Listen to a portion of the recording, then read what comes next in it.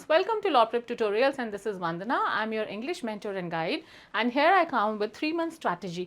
आज की इस वीडियो में आपको स्पेशल स्ट्रैटेजीज बताऊंगी कि आप 3 महीने में कैसे क्लैट के लिए प्रिपेयर कर सकते हैं, स्पेशली इंग्लिश का सेक्शन। तो यस, अगर इंग्लिश का सेक्शन आपको 3 महीने में प्रिपेयर करना है तो आप कैसे करेंगे। तो जब ये 3 मंथ स्ट्रैटेजी मैं वीडियो अभी स्टार्ट कर रही हूँ तो इसमें जितने भी बच्चे मुझे देख रहे हैं ये 2 कैटेगरीज के बच्चे हो सकते हैं। नंबर 1, कुछ वो बच्चे हैं जो 1 साल से, 6 महीने से, 7 महीने से, 8 महीने से प्रैक्टिस कर रहे हैं and now when 3 months are left they want to know that ma'am अब क्या हमें स्ट्रैटेजी डेवलप करनी चाहिए।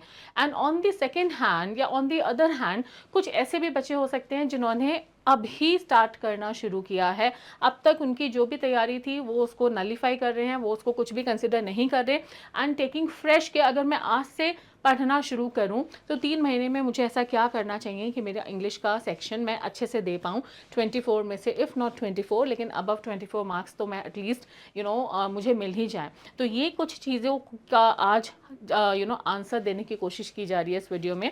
सो बच्चों 3 मंथ स्ट्रैटेजी में so basically now we are left with 3 months, that is सितंबर, अक्टूबर एंड नवंबर, है ना। दिसंबर फर्स्ट वीक में तो आपका एग्जाम है ही। सो ये जो अपने पास 3 महीने हैं, नवंबर में आपका पढ़ना ना पढ़ना इट्स ऑलमोस्ट जीरो। नवंबर में आई वोंट सजेस्ट यू कि आप कुछ भी नया चीज़ करोगे, इनफैक्ट आप अक्टूबर में भी कुछ नया नहीं करोगे। जो भी अभी आपको करना नया तो अब हमने करना सब छोड़ दिया है ना, बट अभी जो हमारे पास 3 महीने हैं, सितंबर, अक्टूबर, नवंबर, इन 3 महीनों को हमें कैसे एफिशिएंटली प्लान करना है so that we get our dream seat. Let's see that. चलो, तो सबसे पहले बात आ रही है हमारे पास क्या क्या बचा है। अभी वी आर लेफ्ट विद सितंबर, अक्टूबर एंड नवंबर। तो सबसे पहले बात करते हैं सितंबर की। तो सितंबर में हमारा जो फोकस होगा और गोल होगा वो एक ही चीज़ पे होगा कि पूरे सितंबर में हमें जितना भी हमने अभी तक किया है हमें उसका रिवीजन करना है। Yes, September should focus on one and only one thing and that is your syllabus coverage. This is the most important thing बच्चों अभी के लिए। चाहे आपने अभी से पढ़ना शुरू किया है, चाहे आप पिछले 1 साल से पढ़ रहे हो, अब यू आर एट सितंबर, ठीक है। सितंबर से पूरे सितंबर में आपके पास 4 वीक्स हैं। इन 4 वीक में आपको बहुत ही एफिशिएंटली आपका जितना भी सिलेबस आपने साल भर पढ़ा है, पिछले 2 साल से पढ़ रहे हो, 1 साल से पढ़ रहे हो, 2 महीने से पढ़ रहे हो, व्हाटएवर, या फिर अगर नहीं भी पढ़ा, जिसने पढ़ लिया है वो उसको रिवाइज करेंगे और जिसने नहीं पढ़ा वो सितंबर में अपना पूरा सिलेबस कंप्लीट करेंगे। वैसे आई एम श्योर कि ऐसा कोई बच्चा होगा नहीं जिसने कुछ भी नहीं करा, आई एम श्योर आपने सब कुछ कर लिया होगा। तो September will go only and only in revision. तो सितंबर में आप रिवाइज करोगे, you will complete the entire syllabus, ठीक है। गोल क्या होना चाहिए सितंबर का? You have to cover all subject once with short notes, ठीक है। आपको सारे सब्जेक्ट्स, अगर मैं इंग्लिश का वीडियो बना रही हूँ दैट डज नॉट मीन कि आप सिर्फ इंग्लिश को ही कंप्लीट करोगे, आपको सारे सब्जेक्ट्स को कि सारी जितनी भी थ्योरेटिकल पार्ट है, जैसे if I talk about English में बेटा हमेशा बोलती हूँ सिर्फ 3 चीज़ें आती हैं थ्योरी में, figure of speech, tones and vocabulary. उसके अलावा जितना भी इंग्लिश का पेपर है आपको वहीं से पढ़ना है, वहीं पे आपको समझ के उसके आंसर देने हैं। बट ये जो 3 चीज़ें हैं, ठीक है, टोन होती है, फिगर ऑफ स्पीच होते हैं, वोकैबुलरी होती है, इनको आपको पहले से थोड़ा सा पढ़ के जाना पड़ेगा। सो सितंबर के मंथ में आपको इसको फुल रिविजन करना। I will give you a weekly goal कि आपको सारी फिगर ऑफ स्पीच की सीरीज देखनी है। आई होप वो सब आपने ऑलरेडी कर लिया होगा अब तक। अगर वो कर लिया है तो सितंबर का थोड़ा सा पार्ट तो ऑलरेडी आपका डन हो गया है, ठीक है। So you have to cover all your subject once at least, ठीक है, विद शॉर्ट नोट्स। बेटा जब हम पढ़ते हैं ना, सिर्फ पढ़ के छोड़ मत दो, आप उसको ना शॉर्ट नोट्स बनाते जाओ। Making notes is always helpful, वो लॉन्ग टर्म रिटेंशन में बहुत काम करता है, ठीक है। Then you have to see all the important questions and definitely the PYQs. I am sure अब तक सब लोग PYQ एक बार कर चुके होंगे, लास्ट 5 years के PYQ नहीं करा है तो सितंबर यूटिलाइज दिस मंथ एंड पिछले 5 साल के PYQ सब कर डालो, ठीक है। सेकेंडली फोकस किस पे होना चाहिए सितंबर मंथ पे? It should be learning and concept clarity. The most important thing, हमें सितंबर में कॉन्सेप्ट क्लैरिटी पे फोकस करना है। हमें जितने भी हमारे कॉन्सेप्ट्स हैं ना, हमें अपने कॉन्सेप्ट्स को क्लियर करना है, फिर हम आएंगे उसको एप्लीकेशन पे, ठीक है। हालांकि एप्लीकेशन हम साइमल्टेनियसली कर रहे हैं, हम मॉक दे रहे हैं, हम सब कुछ कर रहे हैं, लेकिन सितंबर में बेटा पूरा सितंबर आपका मंत्रा होना चाहिए सितंबर का, यस, पूरे हर चीज़ कंप्लीट कर डालो, बिकॉज इसके बाद अब हमें सिर्फ और सिर्फ मॉक्स करने हैं, ठीक है। चलो, उसके बाद आएगा नवंबर, अक्टूबर एंड नवंबर। अक्टूबर और नवंबर में आपको सिर्फ एक चीज़ करनी है, just one thing, and that is मॉक्स, मॉक्स and मॉक्स, that's it. और कुछ नहीं करना आपको। अक्टूबर में और नवंबर में पूरे 2 महीने आप सिर्फ जितने हो सकता है आप उतने मॉक दोगे. You will only and only give mocks, of course followed by analysis, and this has to be a deep analysis, है ना. डीप एनालिसिस मैं इसलिए बोल रही हूँ बिकॉज अक्टूबर और नवंबर तक आते आते आपकी मिस्टेक्स इतनी कम हो जानी चाहिए कि वो डीप एनालिसिस में भी ना, it shouldn't be taking you more than 5 minutes. वो कैसे होगा? पूरे मॉक में सिर्फ 1 या 2 क्वेश्चन गलत है बस. ऐसा अब बेटा, अब वो लेवल गया कि 10 क्वेश्चन गलत हो रही है मैम, 12 क्वेश्चन गलत हो रही है. Now we have come much ahead of that level. So पूरे मॉक में सपोज अगर आप इंग्लिश का पेपर दे रहे हो, या तो सारे सही होने चाहिए या 1 या 2 गलत होने चाहिए, है ना. अब तक हमें इस लेवल पे आ जाना है. Alright, so the goal of October and November should be at least one mock daily हमें करना है, plus deep analysis.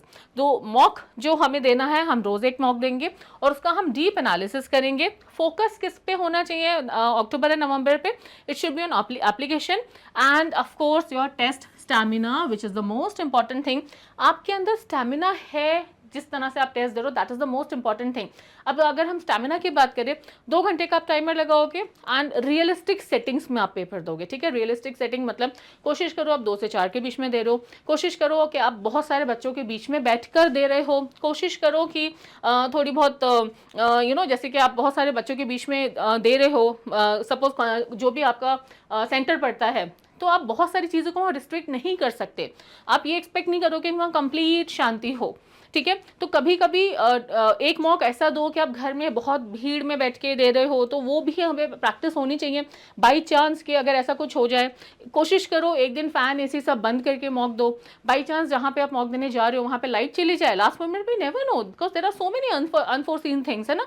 By chance अगर वहाँ पे लाइट चली जाए तो एक मॉक ऐसा दो, लाइट एसी फैन सब बंद कर दो. ठीक है, और देखो क्या गर्मी में आप मॉक दे पा रहे हो. बेटा ये ना सारी चीज़ें आपको प्रैक्टिस देंगी कि गॉड फॉरबिड ऐसी सिचुएशन ना आए. बट अगर ऐसी सिचुएशन आ गई तो क्या करोगे, है ना. जैसे आई रिमेंबर वंस, एक बार एक ऑफलाइन मॉक में ऐसा हुआ था, बहुत सारे बच्चे आए मेरे पास और ये बोले थे मैम मॉक का स्कोर बहुत खराब हुआ बिकॉज लाइट चली गई थी.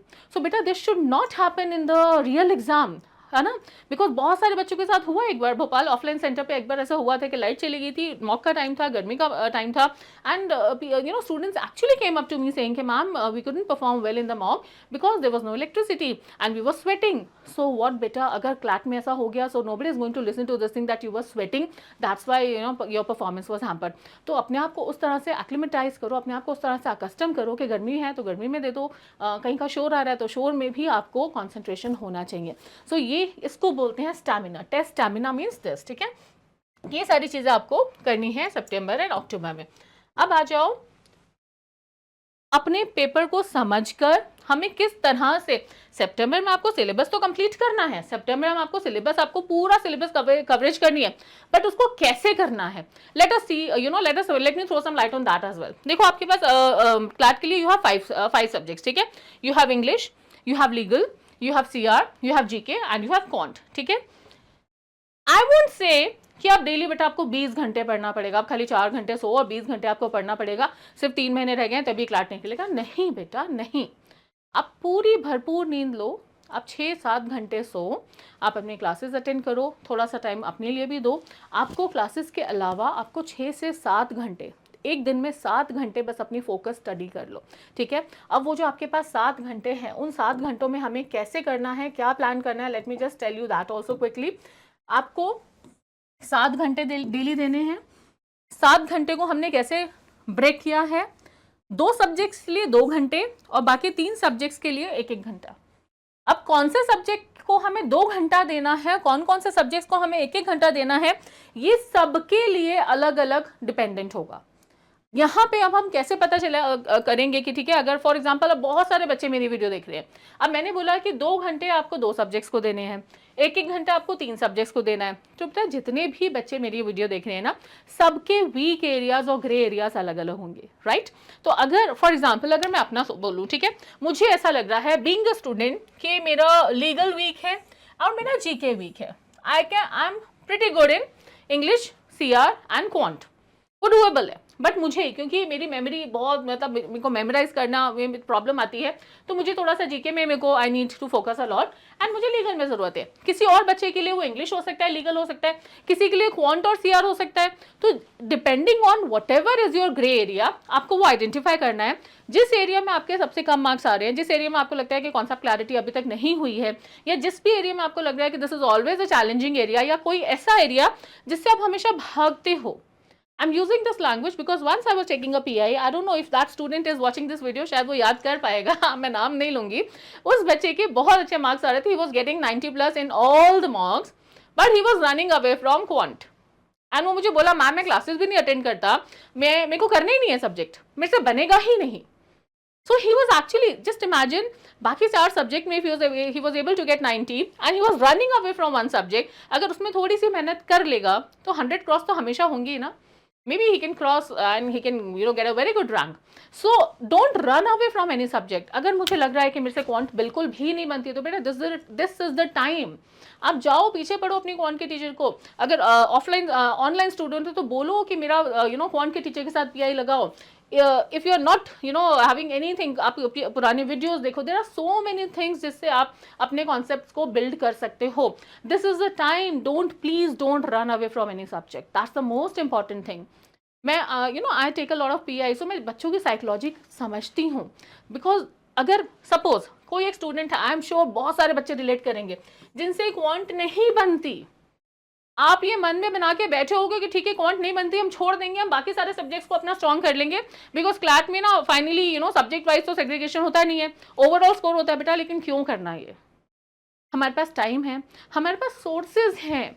ऐसा नहीं है बेटा, जब हम लोग पढ़ते थे ना, we never used to have any sources. हमें सब कुछ खुद ही करना ऊपर होता था। मैक्स टू मैक्स हमारे कोई ट्यूशन टीचर हो जाते थे। हमारे पास यूट्यूब नहीं था, हमारे पास ऐसे ऑनलाइन प्लेटफॉर्म्स नहीं थे, हमारे पास पीआई का स्ट्रक्चर नहीं था, हमारे पास ऐसा कुछ भी नहीं था, कोचिंग्स नहीं होते थे हमारे टाइम पे। You have everything now, you have 3 months and you have everything, you have all the sources. So please make full use of all this sources. करोगे?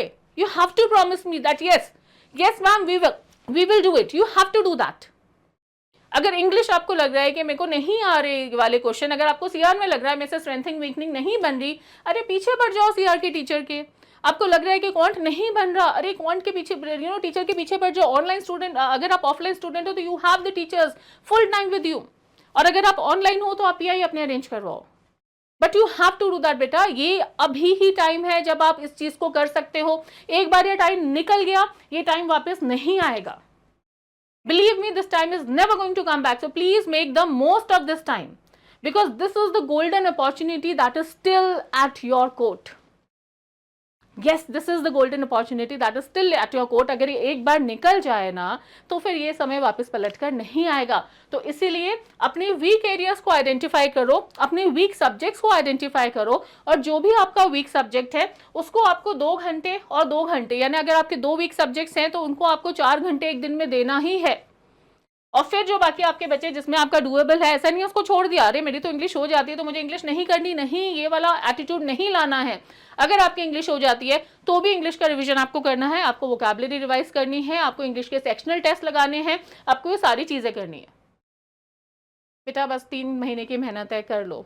1 good college, that 1 tag will be there with you for the whole life. And believe me, जब वो tag मिलता है ना, NLU Bangalore, NLU Hyderabad, वो एक feeling ही अलग आती है। तो अगर वो अपनी ड्रीम सीट के लिए हम 3 महीने मेहनत कर लेंगे, so what's the harm in that? कर लोगे ना? यस, करनी ही है बेटा। अगर चाहिए वो सीट तो थोड़ी सी मेहनत तो अब करनी पड़ेगी, ठीक है। सो आपको इस तरह से स्ट्रक्चराइज करना है आपको 7 घंटे आपको डेली पढ़ाई करनी है। 7 घंटे में आपको 2 घंटे आपको अपने वीक एरियाज पहले आइडेंटिफाई करने हैं। यहाँ पे आई am not giving you any syllabus, I am not giving you any time table sort of thing. मैं इसलिए नहीं दे रही हूँ क्योंकि सब बच्चों के लिए अलग अलग होगा, ठीक है। ये जो हम स्ट्रक्चर बना रहे हैं ना, ये सारे बच्चों के लिए अलग अलग होगा। तो आपको अपना वीक एरिया आइडेंटिफाई करना है एंड उसके अकॉर्डिंगली आप अपने ये स्केड्यूल को मैनेज करोगे। हाँ, तो आ जाइए वापस जीके में जिन बच्चों को प्रॉब्लम है। अगर जीके में आपको प्रॉब्लम है, so this is your 1 stop solution for GK. And yes, बहुत सारी जगह आप ऑलरेडी देख चुके होंगे, मैं दोबारा से आपको एक बार बता रही हूँ। We are coming up with GK marathon which is going to be held on 31st of August 5 PM to 11 PM, जिसमें आपके 50 मोस्ट इंपॉर्टेंट टॉपिक्स को कवर कराया जाएगा. And this is being taken by your all GK gurus, GK expert. Something big is definitely coming up here. एक और चीज़ what I would like to tell you here is, बेटा ये वो time है, अगर ऑनलाइन ऑफलाइन जो भी आपको मैराथन क्लासेस मिलती हैं, जीके की अभी हो रही है, soon will be coming up with other subjects as well, जो भी मैराथन क्लासेस मिलती हैं please do not miss that marathon class, because जो मैराथन क्लास है ना, इट इज़ सॉर्ट ऑफ शुरू से लेके अब तक जो भी टीचर ने जितना भी पढ़ाया है ना, उन सबका complete revision. So in case अगर आपकी कभी कोई क्लासेस मिस हो गई हैं due to any reason, please do not miss these marathon classes. These are of utmost importance. These are very very very important. These are very crucial. ठीक है, तो ये तो जीके के मैराथन हमने अभी अनाउंस कर दिए and we are coming up with marathon of other subjects as well. आप सारी मैराथन अटेंड कीजिए, ऑनलाइन ऑफलाइन जो भी व्हाटएवर यू आर, आप सारी मैराथन अटेंड कीजिए. For offline students also we are coming up with all the marathons, because marathon is a golden chance. बेटा कुछ भी अगर मिस हो गया तो सब कुछ यहाँ हम कवर करवा देंगे. ठीक है, आपके लिए वन स्पॉट सोल्यूशन दे दिया हमने. ऑलराइट, तो जीके मैराथन के बाद नाउ दो, अब तो हमने कर लिया कि हमें 7 घंटे हमें एक दिन में पढ़ना है. मैंने अपने वीक एरियाज आइडेंटिफाई कर लिया, मैंने अपने वीक सब्जेक्ट्स आइडेंटिफाई कर लिया. मुझे 4 घंटे, मुझे 2 घंटे इंग्लिश करना है, मुझे 2 घंटे लीगल करना है. फाइन, बाकी तीनों सब्जेक्ट्स को मुझे 1-1 घंटे करना है. करना कैसे है, उसका आप एक रिटन शेड्यूल बनाओगे and that schedule has to be realistic. ऐसा नहीं है कि सुबह मैं 4 बजे उठ के 4 आवर्स ही करूँगा. दैट्स नॉट पॉसिबल ना practically. If you are doing it well and good, but अगर रियलिस्टिक गोल बनाओ बेटा जो आप कर सकते हो, है ना. So please make your schedule, have that in written form. आप सितंबर का शेड्यूल बना लो, सितंबर के 4 वीक का शेड्यूल बना लो. देखो बनाने के लिए I could have given this, मैंने 4 मंथ स्ट्रैटेजी में आपको शेड्यूल बना के दिया था, but here the reason why I am not giving you any schedule is because, reason के साथ बिकॉज यूज नहीं करते वैसे, the reason why I am not giving you schedule is that कि it will be different for each one of you. Right, सबके लिए अलग होगा. जिसका वीक एरिया जो है उसके हिसाब से उसका जो शेड्यूल है वो अलग बनेगा. So that's the reason I am not giving you any schedule. आपको अपना शेड्यूल खुद बनाना है. आप चाहो तो वो रिटन शेड्यूल आप लाके अपनी किसी भी टीचर से वैलिडेट करवा लो कि ma'am this is what I have planned, is this the proper way of moving ahead. That teacher will definitely guide you. Okay, but I am not giving you any proper structured schedule because it has to be different for each one of you. Alright, so आपको अपना written schedule लिखना है, आपको realistic schedule बनाना है and of course you have to dedicatedly follow it. सिर्फ लिखने से कुछ नहीं होगा बेटा, करना भी होगा. ठीक है, you have to dedicatedly follow it. Alright, so mantra for September, this is your mantra for September. एक ही चीज बोलूंगी बेटा, this is your mantra, success mantra है आपका. सितंबर पूरा निचोड़ डालो, सारा रिवीजन कर डालो सितंबर में. You have to complete everything in September. सारे 5 सब्जेक्ट्स के हर टॉपिक आपको करना है. क्या क्या करना है वो भी बता दूं, चलो बता देती हूँ फटाफट. आपको ये सब करना है सितंबर में. इंग्लिश में क्या करना है, you have to revise all RC strategies जिसमें आती हैं आपकी tone, literary devices and inferences. You have to do vocab list. I have given a list of 500 words जिसमें आपके मोस्ट इंपॉर्टेंट 500 वर्ड्स हैं. आपको 50 वर्ड्स डेली करने हैं and you have to practice 24 RC question under timer which is most important. आपको under timer करना है. Legal में क्या करना है, you have to revise all the short notes on principles, contracts, torts या constitution. You have to revise everything.